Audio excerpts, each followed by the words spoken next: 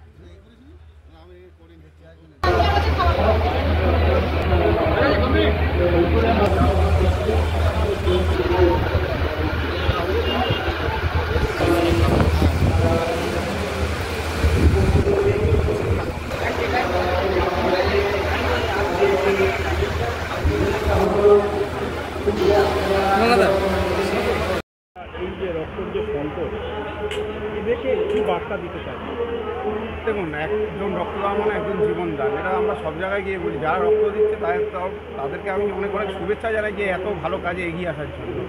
যে সবাই এখন তো রক্ত দেওয়াটা কোনো বড় ব্যাপার না, একটা ভালো কাজ যারা করছে, যারা দিচ্ছে রক্ত তাদের জন্য ভালো, তাদের ব্লাডটা সার্কুলার হয়ে যাচ্ছে, তার জন্য ভালো হচ্ছে তাদের জন্য।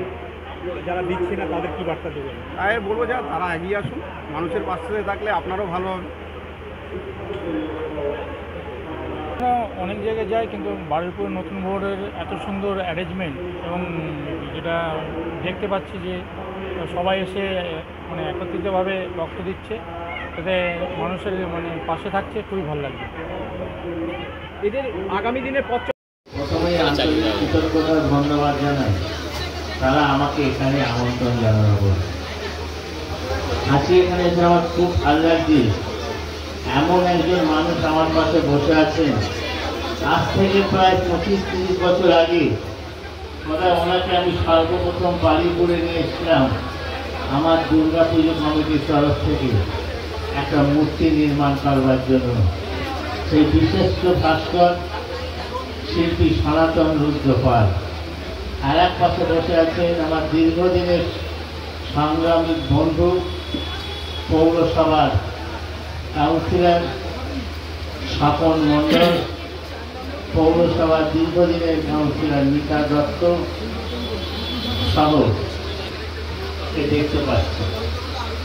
দেখুন, নতুন ভোর হঠাৎ গড়িয়ে ওঠা একটা সংগঠন নয়, মানুষের দরকারে মানুষই যে সংগঠনটা তৈরি করেছে সেরকম একটি সংগঠন নতুন ভোর। অনেক কিছু ত্যাগ করে আসতে হয়েছে। ওই শাসনে গেছিলাম আঁকা প্রতিযোগিতার ব্যাপারে, এখন এখান থেকে বারবার ফোন হচ্ছে, ওখানে যখন এসছে এখানে আসতেই হবে। কেমন লাগলো নতুন ভোরে এসে? খুবই ভালো লাগলো। এটা খারাপ লাগার কোনো প্রশ্নই আসে না, এটা ভালো, খুবই ভালো লাগলো। আর যারা রক্ত দিচ্ছেন তারা যে স্বতঃস্ফূর্তভাবে এগিয়ে আসছে, এটা একটা ভালো। নতুন যে জেনারেশন এখন তৈরি হচ্ছে, তারাও জানে যে বছরে আমাকে দুবার রক্ত দিতে হবে। তারা কোটা করে রাখে যে অমুক ক্লাবে গিয়ে আমরা কোটা এই রক্তটা দেবো।